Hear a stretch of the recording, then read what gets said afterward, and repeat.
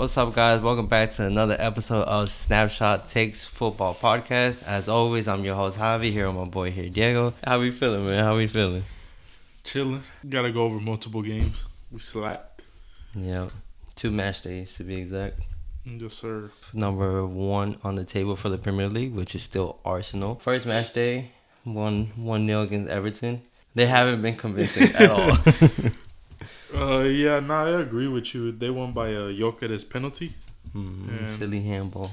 pretty much after that, they didn't do nothing. And then I guess we could go over the Brighton game as well at the same time. They won 2-1. They literally won by an own goal. So they're not looking too bright. I really don't know what else to say about them. Yeah, it's shocking to see how they're still managing to keep up with this first place because these last 4 games have been atrocious. Yep, and they have Aston Villa next, which was the one who gave them their last defeat. They've been looking real strong lately, so it's gonna be interesting. But yeah, Arsenal they're slowly declining, but they have had a lot of injuries. Caliaflori got hurt before the game, and then Gabriel's still injured. He's supposed to be back. He was supposed to be back this weekend. Not sure if he played or not. Yeah, I mean, offensively, they got all their players back pretty much, just missing Havertz. Go over the fact that they did lose to Aston Villa, and then their top goal scorer for December is own goals. Just to throw that out there. Own goals to win versus Wolves. And then the penalty to win against Everton. And then the own goal in the Brighton game. Their defense is hard to score multiple goals on. So they pretty much, all these games, if they could just score one more than you, they're pretty much good because that defense is solid. Declan Rice, too. What a player, man. He's everywhere. Indeed, he is. And then I think Gabriel and Saliba are back for the Aston Villa game. So If I'm not mistaken. yeah, So it's going. Yeah, it's going to be a good game. Yeah. Who do you think wins?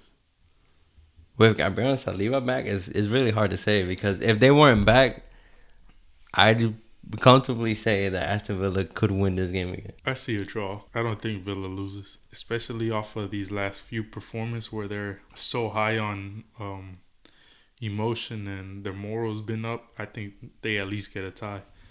And they're playing. Well, it's gonna be tough for them though. They're playing at the Emirates. You saw that Raya save Oh yeah. in the 70-something minute. Yeah.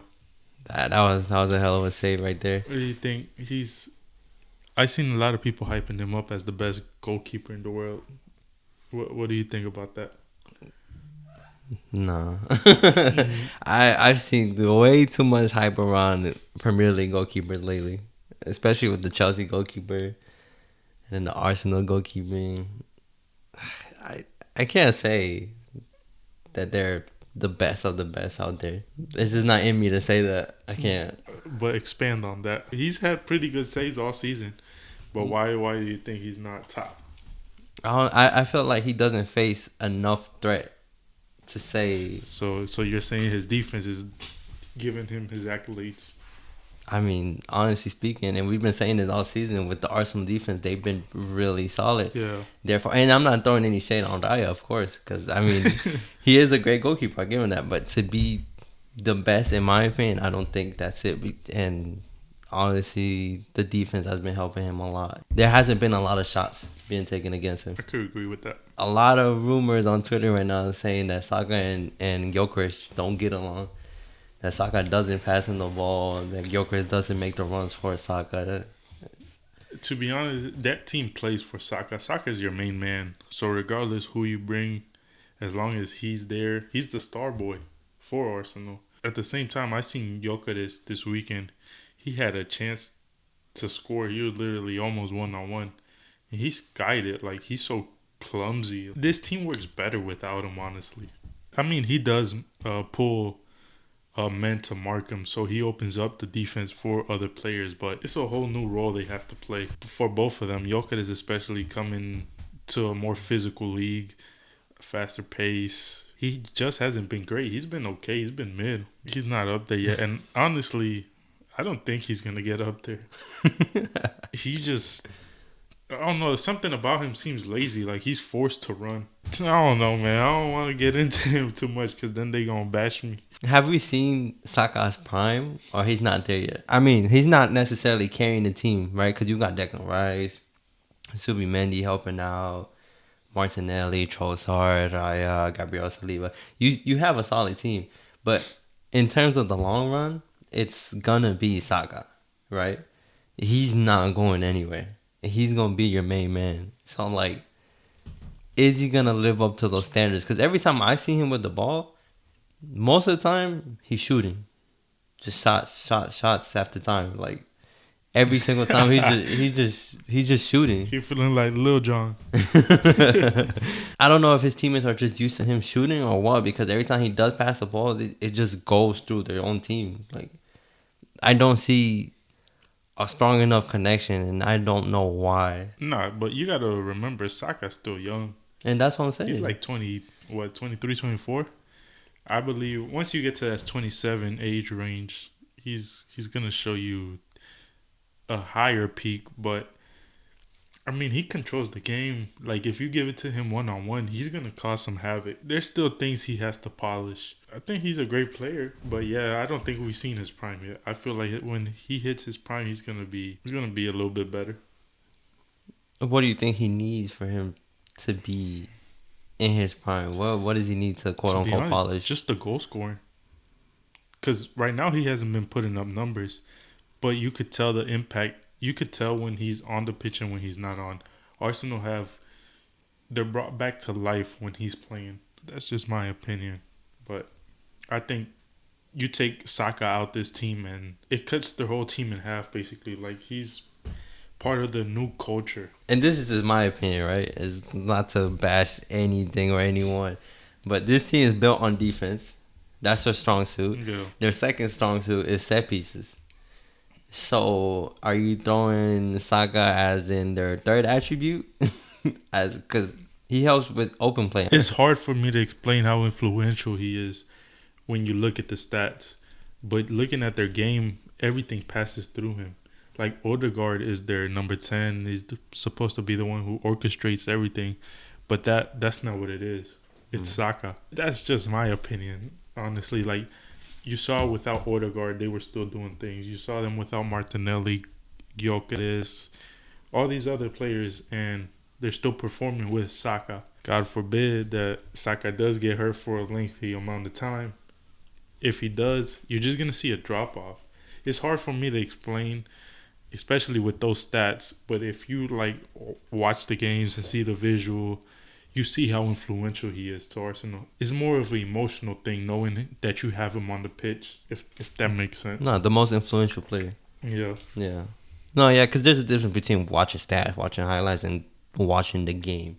Yeah. So, I mean, I understand what you're saying. I'm just simply asking, His prime, I don't think we've seen that yet. I mean, he's had good seasons, but I don't know if we've seen his prime yet. I would hope not. I hope he has a little bit more because when he's on his day, he's great. But yeah, they won their last 2 games, a little bit struggling. When do you think they're going to drop off? The next game. The next game? Yep. It's going to be interesting. Next game versus Aston Villa. But nonetheless, moving on to second place of the Prem, which is Manchester City. City's back, bro. City's back. They're gonna win. They're winning the whole thing. And Cherki, he's him, bro. He's him. Goal and assist this last game against Forest. Yep. Last minute winner. But before that, they had versed West Ham. West Ham 3-0 also. Real dominant game from City against West Ham. Donnarumma. Back to what we say about City being leaky on defense. Now Donnarumma's like starting to adapt, or maybe he just had a great game against West Ham, but he has saved a couple. Like this game could have been easily 3-2, 3-3. Donnarumma stepped up big. It's crazy how PSG let him go for free, man. He just makes up for the leaky defense, like you said. And ever since Donnarumma joined, dude, they've only lost like 3 out of their like 20 games. Yeah. So it's crazy how much he's actually helping out. Yeah. And with these 2 games, I think City have now won like 8 games in a row in all competitions. So, like I said, man, they're back. They just got to improve on that defense. And Yeah. Who knows if they're gonna do that in the next transfer window? You know. You seen in January they already saying that Semenyo's pretty much sealed. But What do you do with that? Because I heard where else would he go? I feel like there's loads of teams that could really use him in more than City could. To be honest, But I like don't I think, said in the last video, though, City are only gonna get him to get him off the market. yeah, nah, I don't.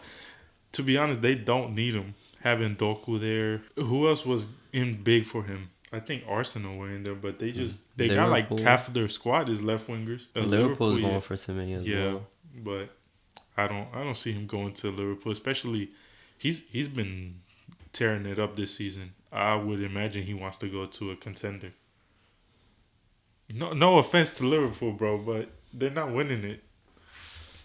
But think about how much Semenyo could help Liverpool. No, yeah, of course. He would impact a lot.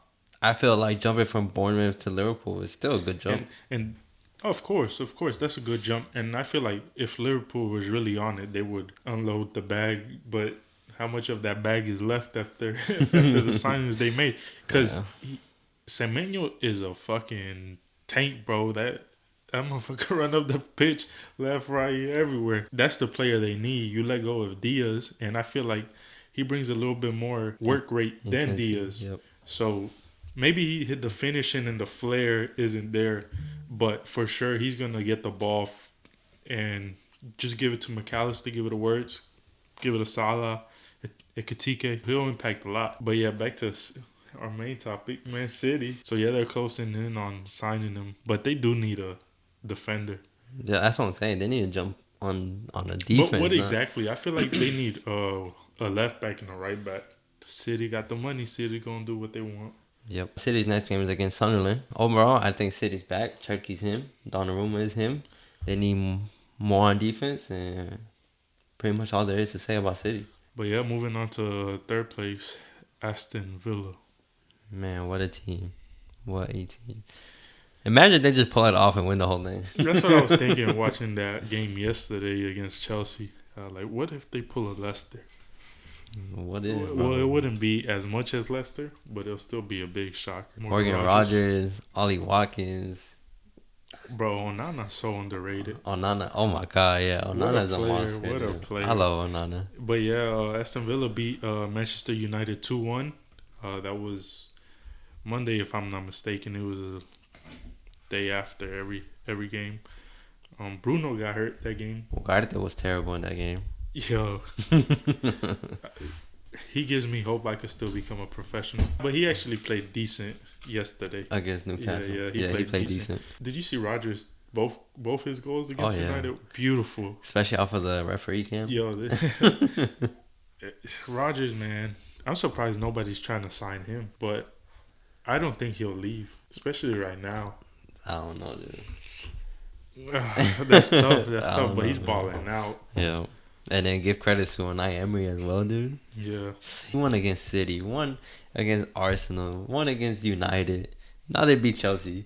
Yeah. It's crazy. And then they face Arsenal next again, so we'll see. Yeah, it's going to be good. I want to touch up a little bit more on the Chelsea game where they won 2-1.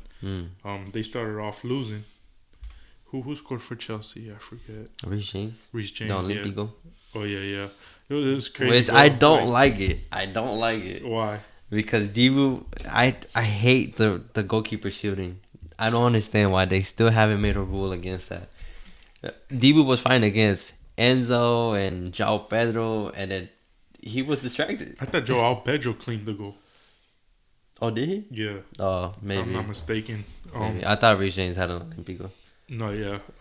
I think João Pedro claimed it. But yeah, I understand, especially in the corners. Like, this is what Arsenal's thriving on. Like, hitting the goalkeeper, making him comfortable. I guess standing in his way and, like, making a wall against him. But they're, like, literally on him. On him, pushing him. Especially on the goal line. Like, that little box, I feel like that should be the goalkeeper's. Like, you can't touch him. Right. Like, but I feel like there's no protection against goalkeepers in that situation. They need to fix something about that. But yeah, he started off. Chelsea started off winning, and then Emery makes subs, and that team just took over. They wanted it more. They The intensity came up on Nana. What a game! Him and Caicedo yesterday going at it in that midfield was beautiful. Like you could see the intensity, and then I think Maresca kind of messed up his formation, especially taking Cucurella out and putting Malo Gusto at left back. I feel like the second goal definitely came from Malo Gusto mistake. He was trying to control the ball and ended up letting it go for Ollie Watkins. He got the corner, and that's when he scored the header. Did you see Palmer when he came out? When he came out? Yeah, No. when they subbed him out, yo, he was mad. He was fucking pissed. He was cussing everybody out. Maresca had a red card, so he wasn't in on the bench. He was in the stands, but he was cussing up a storm. And then they showed his face when Villa went up. He was so mad, man. That Chelsea defense is atrocious. They've actually gotten better, though, in my opinion, especially with Reece James. And then Chaloba has been pretty decent, in my opinion, too. They just need another partner. But, yeah, it's still lack of discipline. Yesterday, the only player I could say from Chelsea that actually wanted it or showed that had a decent performance was Enzo. Other than that, Chelsea was just lackluster. Like, that doesn't look like a 500 million plus team. Right? No, that's probably like £1 billion worth of a team. Yeah, and Cole Palmer hasn't looked like himself since coming back. He has, to be honest, I think is adapting to the new players because you have every time you come back from injury, there's like a new 11. Yeah, you have Delap, which is, in my opinion, he's terrible. You have Neto. They should have kept Nicolas Jackson. Yeah, he's been tearing it up over there in the Bundesliga. But yeah, Delap is terrible. João Pedro, like we said, not a clinical. He's not a striker. Yeah, you get one good game from him every 6 games. But he scored back-to-back games. The last week, I had a little joke for you because Robert Sanchez had gave an assist to João Pedro. Right. So I was going to tell you, at the moment, he had more assists than words. Right. But, things change. Right. It's okay. But yeah, Palmer, Garnacho on the left, like, Palmer has to adapt to these new players, and he hasn't been looking great. So I understand why they took him out. I still don't understand why they don't give Esteval more time. Every game he's subbed in, like, let him start. Every time he comes on, he does something. Right, but then if you see the games where he does start, he doesn't really. I feel like he's better than Pedro Neto though. I don't rate Neto. What about Garnacho? Garnacho, but he's not a left winger. Garnacho hasn't been great either. Right. I feel like Garnacho should just stick to setting up plays because in the final third, when he was actually trying to create passes, he did way better than damn skying it to the fans. Yeah, nah, he needs to work on his shooting for sure. But he's a pacey winger. But I think he wants too much to be the hero. Yeah. So he needs to learn how to like play off his teammates. Where do you think Aston Villa is gonna end up? I know I asked you last week. Do you think they end up in Champions League? Especially, you keep seeing them 11 games in a row. I know, it's crazy, dude. I even said it last time you asked. It's like, I don't think they finish in top 4, but the way this run is going, dude, they're 3 points off of Arsenal. Yo, another shout out to Tillemans. That man is turning the clock to his prime Leicester days. He's been playing good. Kamara, he's been showing up, and it's funny seeing their back line because it's Lindelof is back there like leading the line, and that man's like 30 something. Right. That's the thing that scares me though. Like, they're such an intense team. Yesterday they were all over Chelsea, like white on rice. But can they withstand that all year? So this is where I feel like the biggest question lies. Is Unai Emery gonna prioritize the Prem now that he's so close to being first, or the European leagues? I think right now it's just, you got to take it day by day. Because I feel like if he was to put all his attention towards the Prem, imagine he wins the league. What that would mean for his career as a coach. Yo, that's insane. It's so tough when you're competing with a city that has millions to spend with the Arsenal team that has been developing for years. 4 or 5 years now. With Arteta and Aston Villa, they're pretty much doing the best they can. So I mean, I would hope they win. 11 out of 11 wins since 1914, bro. Yeah, I mean, they're the only mid-table team competing. Well, like, Sunderland was going crazy at one point. Yeah. You got Manchester United there. Their next game is against Arsenal. So if they win, they'll tie up Arsenal in points, but Arsenal will still be in first by goal difference, if I'm not mistaken. Yeah, they have 22 goal difference. Villa has 10. So that'll be the only difference. But hopefully they could pull it off. City could take over. Yeah, but I want Villa now. Your Reds, they had the game against Tottenham. What you think about that Xavi Simons red card on Van Dijk? It's a red card, bro. I think he could have hit him a little bit harder. Make it worth it. Yeah. But yeah, that definitely is a red card. You could tell it was an accident. Oh yeah. But yeah, for sure But it's a red up. card. Yeah. And then what you think about the Isak injury? Man, that was bad. That was bad, bro. He is out for months. At least till like next spring. What is it? Broken leg?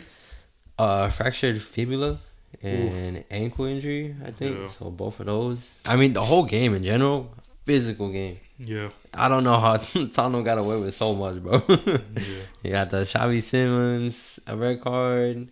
Then you had the Isak injury. And then it was just a whole bunch. Bentancur running into Cherki. And then who was it? Kuti, who somewhat kicked Konate, made Konate hit the guitar. That shit was funny. So 2 red cards for Tottenham. That last Kuti one was pretty much in the dying minutes, so it didn't matter much. But I know it doesn't matter in the game, right? But you're the Tottenham captain, bro. Everybody knows Kuti's a hot. Everybody knows that. But you're the captain. But I feel like it's because it's so disappointing watching Tottenham. I can't even imagine playing for them. Like, especially you're a World Cup winner. You're a top talent. Like, I don't see why. Yo, City should go for Kuti 100%. I feel like I'm surprised Kuti's still there. That's what I'm saying. Like, he's such a great player. Like, he could do it in any big team. Every time he plays for the national team, he looks great. But I feel like he is a hothead. He loves him the 50-50 challenges. But I feel like he could control that a bit better in another team.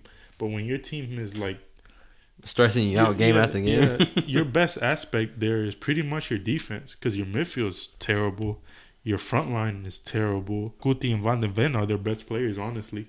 Agreed. Don't get me wrong, that was terrible, but I see his frustration. It's game after game. Ekitike scored again.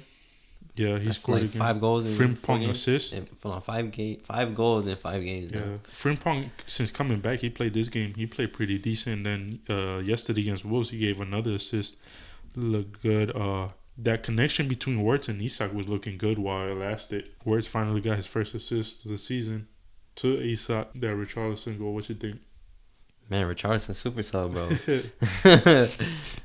Yeah, he pulls one back in like the 80th minute, something like that, and immediately starts fighting with Ekitike and Soboslai.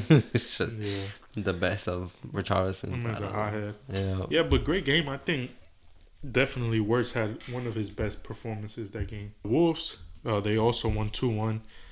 I think this was Wirtz's best game for either that or that one against. It could have been Frankfurt. I feel like this one and the Wolves game are up for debate for his best games. Because yesterday he was trying out new things, being a little bit more flair on the ball. And he played better. He looked more comfortable. Finally got his first goal. First or second goal? First for the Prem. Yeah, first in the Prem. I know, because previously they had ruled it out own goal. Yep. So this game was Bundesliga Liverpool, dude. Yeah. This game against Wolves, Frimpong assist to Gravenberch, and then the Ekitike assist to Wirtz. Yeah. Bundesliga. Frimpong is finding his level again. Right, but he's not playing right back. I don't know if you noticed that. He's not playing right back. He's playing more like inverted or top. Yeah. But that's what we were saying. Like, he looks better without Salah. Well, we didn't say that, but we said that was kind of the struggle of Salah and Frimpong. Yeah. Because Frimpong loves to touch the sideline, the edge of the box or whatever. And with Salah, he's always cutting in or taking up that role, and he doesn't really lay it off. He's used to Trent, so these few games without Salah, you could definitely tell the difference. Not so much of a convincing game, considering the fact that one's against Wolves, who still have 2 points. Yep. Liverpool's still not back, but they're winning these games, and they're back in the top 4. The next game is against Leeds, so Yo, it's crazy because they still, I mean, technically they still have a shot at the title. 10 points could go quick in the Premier League. don't count us out, bro. Nah, I count y'all out. I think y'all make Champions League now. Maybe. We will. Yeah, nah, but y'all have to buy somebody in the winter, a midfielder. But there's no midfielders out there. Y'all need a left winger, y'all need a center mid, and y'all need another center back. Yep. So Isak. Yeah, good luck trying to get anyone to buy him now. I mean, Isak didn't have a preseason, so I feel like next year he'll do good. Hope so. Yeah, he'll be alright. Ekitike killing it though. He's playing real solid. I think could be signing of the year. Could be. Of the season. He's up there. But yeah, they win both games 2-1. They're back in top 4. 32 points, 10 points off of Arsenal. And moving on to United. So this was the Boxing Day game. Yeah. Well, we mentioned they already lost to Aston Villa. Right. And But the Boxing Day match was United versus Newcastle. 1-0 in favor of United. Newcastle are just terrible, dude. I really had higher hopes for Newcastle. And this is what? Their first win without Bruno Fernandes in the starting 11 since like the 22-23 season. And then implementing Lisandro Martinez back into the starting 11 was what United needed, to be honest. He has that hunger. Yeah. Like, you could tell the intensity he brings on. What a goal from, what's his name? Dorgu? Yeah. That was his first goal, too. Yeah, he's been pretty decent. He said, I don't know if you've seen the interview after. He said he didn't even know he could do that. It was a beauty. It was. It sure was. So, did you see Almorin? What about him? He said that, so there were rumors that Kobe Mino was leaving in January. And supposedly he said, nah, he's not. He's the future of this club. You better start playing him. He's gonna leave, bro. You think so? It's gonna be interesting. Next Napoli player. I would like to see him in La Liga, to be honest. Or in France. France? Yeah. Get more minutes. They're a real physical league over there. So, yeah, pretty much all there is to the Prem. Arsenal still in first. City still in second. Aston Villa still in third. Liverpool jumped back into the top 4, being in 4th place. Chelsea moved down to 5th. And then we move over to La Liga, where first place is Barcelona. And they actually won 2-0 against Villarreal. What do you think about that game? That was a shaky start. Not shaky. Well, shaky start. Could be, but that game was back and forth all game. Like Villarreal, I told you before the game, like it's a real high-powered, fast-paced team. Like they could kill you on the counter. They just had to work on the finishing. But you got to give the flowers to Joan Garcia. Oh yeah, no. What a keeper! What a signing! He saves the Barcelona defensive mistakes. I think if Ekitike is not the player like signing of the summer, it's got to be Joan Garcia. Depends who ends up winning more, or if Ekitike keeps up this performance. Because there's been a couple games where he's come up huge, and I think we mentioned it a few videos ago. You could tell the difference in confidence the back line has with Garcia there. He's pulling off some incredible saves. Going back to why I asked you about the Raya thing. Do you think he's the best keeper in the world? I don't think he's half of the player that Joan Garcia is. Agreed. Because Raya, he looks too clumsy to me. And it's crazy because the debate for the starter of the national team is between Raya, Sanchez, Unai Simon, and Garcia's not even in it. Right. Which is crazy in my opinion. I think Joan Garcia has showed levels he's had, especially in Barcelona, where a team that plays such a high line, he gets the work rate. Like he's consistently being attacked, and he doesn't concede much. They haven't really lost. They lost 2 games in La Liga so far, and I believe one of them was with Szczesny as the starter. It was the Clásico, if I'm not mistaken. I forgot who the other lost. Sevilla, which I think Szczesny played as well. I think so, yeah. So they're playing. Every time Garcia plays, they have much more chances of winning. And I think Spain needs to call De La Fuente up and tell him he has to take him. Yeah, the only bad thing with De La Fuente is that I'm convinced at this point that he's a Madrid fan or just a Barcelona hater because he has beef with Flick. He has beef with Flick, beef with Barcelona, beef with Balde, beef with John Garcia. The list can go on, honestly. Yeah. But honestly, if he doesn't want to take him, that's better for us. They don't risk injury. But Right. yeah, back to the game. Rafinha started off hot. That crossbar he hit, that Oh was my gonna be a God. beauty. Yeah. But then he scored. Well, before that, he scores the penalty. Then Lamine seals it. His stats are way better than last season, man. It's crazy. It's crazy. We were kind of bashing him earlier. I'm in the still season. bashing him because, bro. Nah, don't get me wrong. With Rafinha back, you could tell the difference. Like he's playing better. That's what But- the team needed: Joan Garcia and Rafinha back. Yeah, but I'm scared that Then Pedri. I'm judging him off of last season, and that could be his best season ever. Cause I seen Lamine, bro. I don't think he's at the level that he was last season. I feel like there's still something missing. But imagine if there's something missing to this form of Lamine, how scary it's gonna be for defenders when he reaches his peak. Right. No. Yeah. And that's why I told you last time when you were asking, did we see Lamine Yamal's peak / prime yet? And in my opinion, we're nowhere near it. That's Last scary, season, bro. it was crazy because he was a breakout star. Yeah. If that makes sense. But now you're seeing a more composed Lamine Yamal, I think you could say. But he's getting better every season. You just don't see the same things every season, if that makes sense. But the thing, in my opinion, is it's like his flair is gone. Like him 1-on-1 he's not as effective. as effective as he was last year. Like last year, bro, I don't know if it's peak nostalgia with that Inter game, but bro, he was doing DeMarco, he was doing Bastoni, Chalanoglu. He was putting them on the floor and taking them on. This year against Nuno Mendes, he got him a couple times, but then he slowed down. But yeah, At that time, wasn't he dealing with that? Yeah, that's injury? what I was gonna say. He was injured a part of the season, and maybe it's still bothering him. But I don't know, man. It's like he lost a step or something. But he's being effective in other ways. So I hope when it comes to later on in the season, he'll reach that level again. Going back to the Villarreal game, when Renato Vega, Oh yeah, criminal challenge. yeah, he got that red against Lamine Yamal. That very next play, Lamine Yamal almost took out the quarter of a team. Yeah, So like, I don't know if it's a motivation issue or what, because when he's in that flow state, you can't stop him. you can't.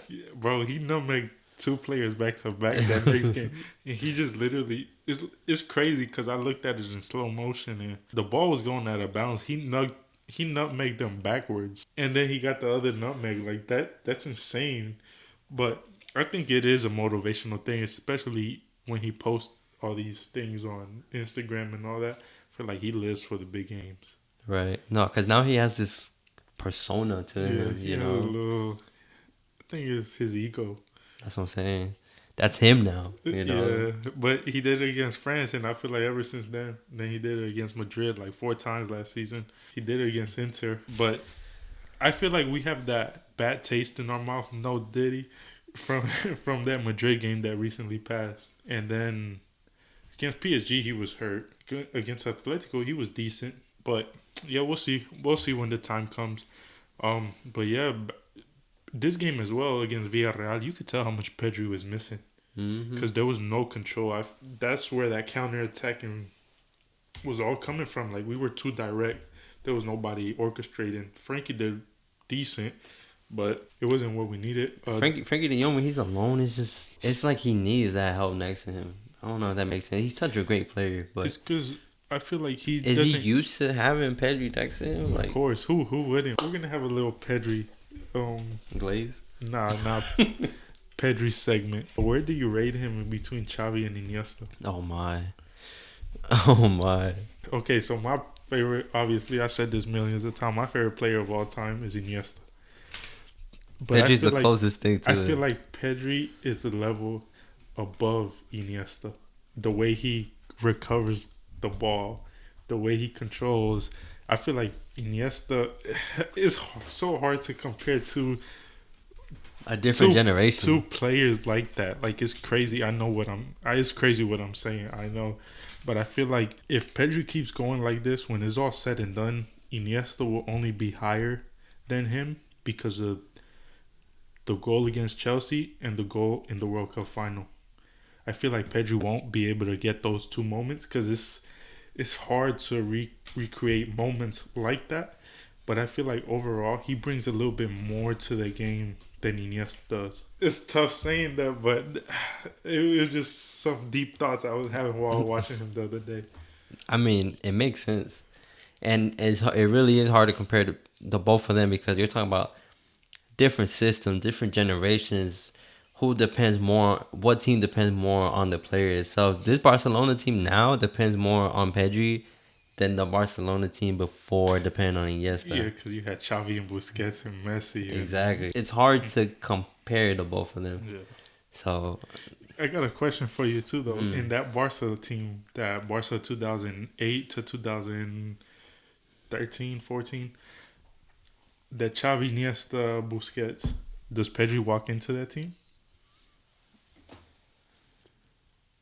Because there was a point where five of the guys would play, and they'll play Iniesta as a left winger, but inverted.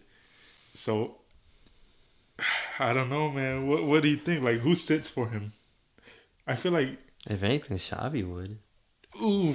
Imagine having Iniesta and Pedri on your team, and then having Busquets behind you. That's kind of tough to say, though. I know it is, but...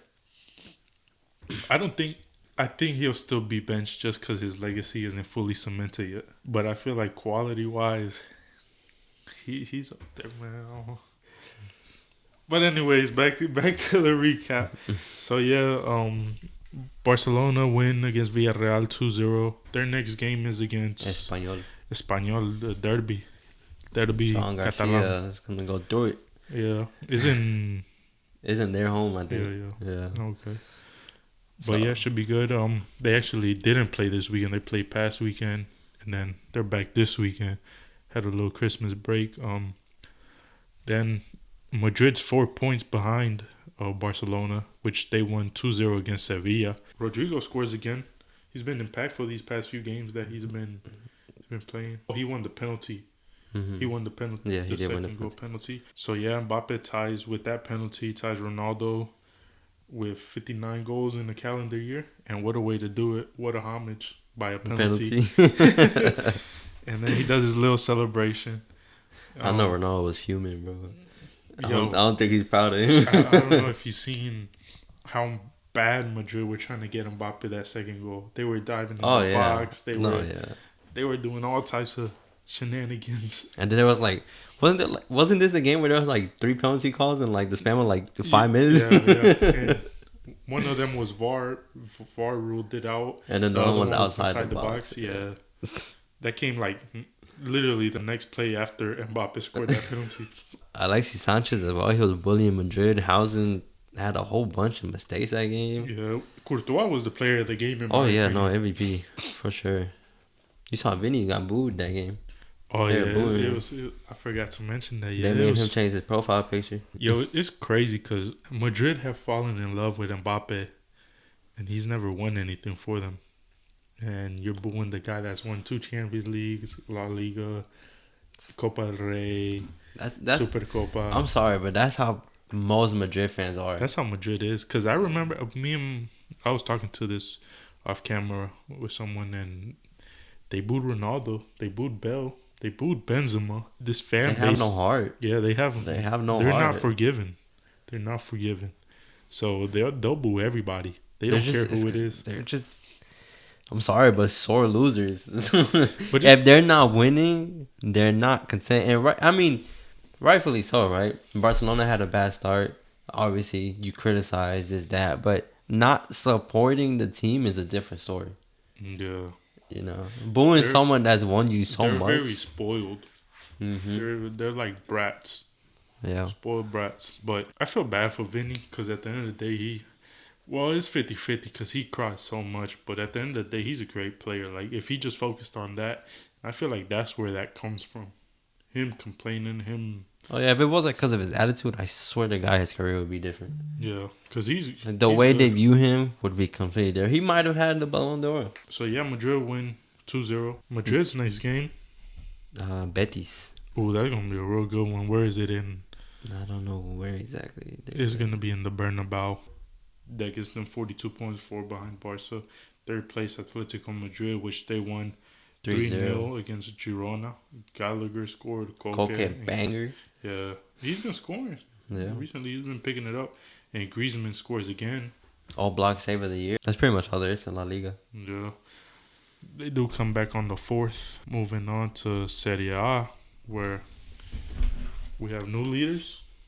Weren't they the leaders last week? Could be. Could be. They just won today against who did they play? Atalanta, I think. I think they won 1-0. Yeah. But that was one of the most recent games. They actually didn't play last week because of the Supercopa. I think Juventus Roma was the only game that was played last week, where Juventus did win 2-1 against Roma. But they didn't play last weekend because of the Supercopa Italiana, which Napoli won against Bologna. Yeah, which eliminated Inter in penalties, if I'm not mistaken. 2 goals from David Neres. In the Supercopa. Yeah, he said he's back. He said he never left.